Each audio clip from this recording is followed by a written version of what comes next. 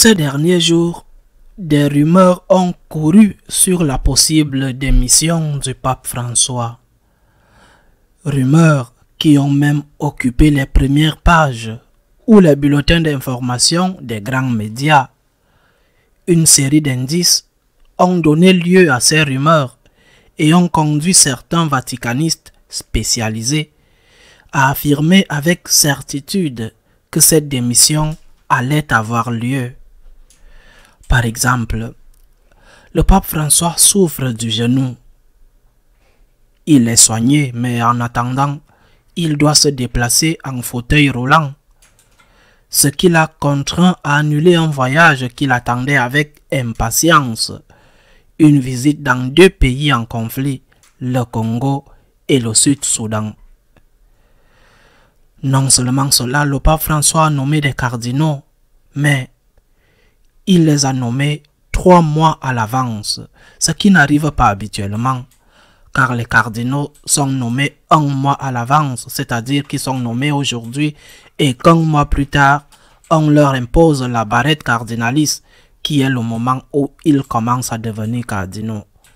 Comme si cela ne suffisait pas, le pape n'a jamais, sauf en une seule occasion, convoqué tous les cardinaux à Rome, et il l'a fait à cette occasion. Et il les a convoqués tant pour la nomination des nouveaux cardinaux que pour la réunion de tous les cardinaux. Il les a convoqués au pire mois où l'on puisse être à Rome, le mois d'août, à la fin du mois d'août.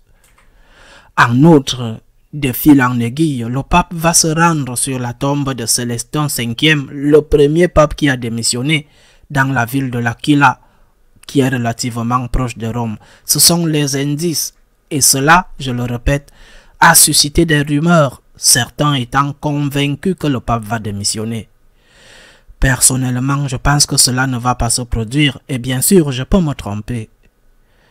Que cela se produise ou non, je pense que nous sommes dans les temps pour préparer le conclave quand il se produira, et le préparer de telle sorte qu'il n'y ait pas de conséquences indésirables.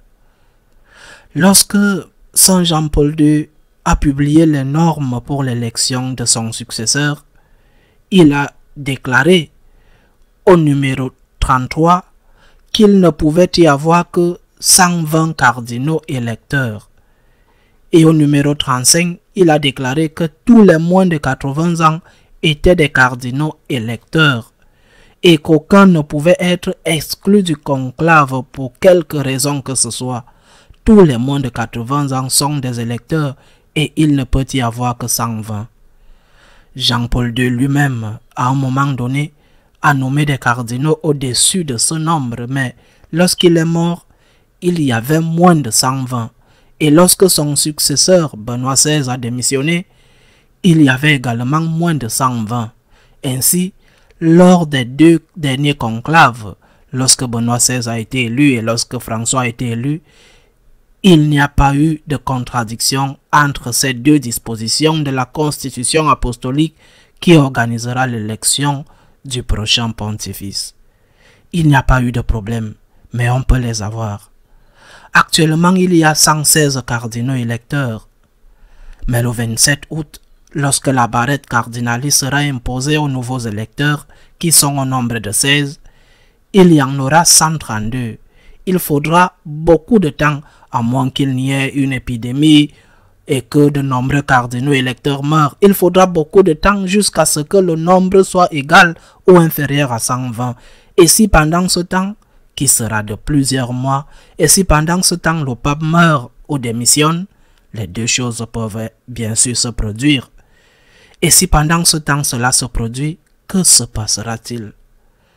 Ne pourrait-il pas arriver que le groupe qui ne se sent pas représenté par le nouveau pontifice et qui considère qu'il a perdu l'élection, que ce groupe déclare qu'il s'agissait d'une élection invalide parce que le nombre de cardinaux électeurs était supérieur à 120?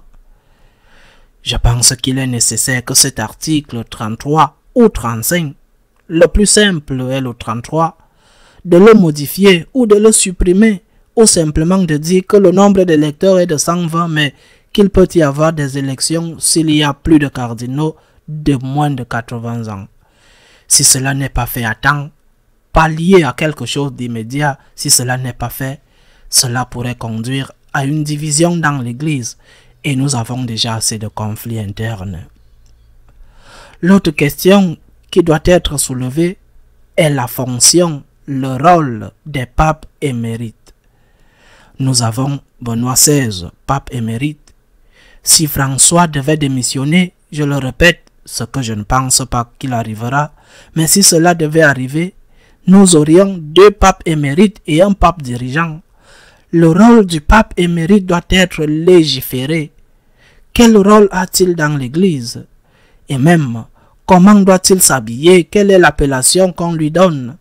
Ce n'est pas une question inédite qui n'arrivera jamais parce qu'il y a déjà un pape émérite et en outre, il ne faut pas l'oublier, et il y a beaucoup de diocèses dans le monde où il y a 3 évêques, 2 émérites et un gouvernant, parce que les émérites ont atteint l'âge de 75 ans, leur démission a été acceptée, mais ils sont encore en vie, et donc ils sont émérites, avec une meilleure ou une moins bonne santé dans ce diocèse.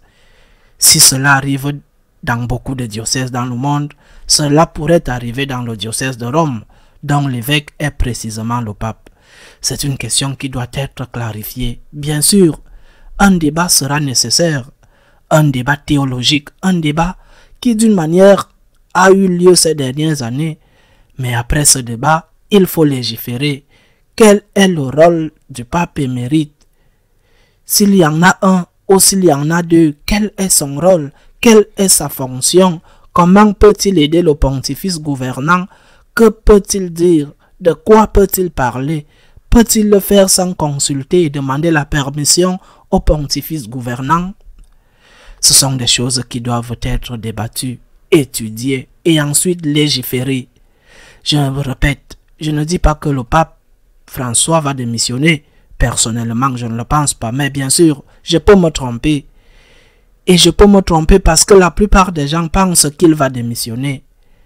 Je ne le pense pas, mais indépendamment du fait qu'il démissionne ou non, il est nécessaire de clarifier que va-t-il se passer s'il y a plus de 120 cardinaux électeurs, alors que le numéro 33 de la Constitution apostolique qui établit comment le conclave doit fonctionner dit qu'il ne peut y avoir que 120. Et après, quel sera le rôle des papes émérites? Qu'il y en ait 1 ou 2 pour éviter une division dans l'Église, parce qu'il me semble qu'en ce moment, nous avons déjà beaucoup de divisions. À la semaine prochaine, si Dieu le veut.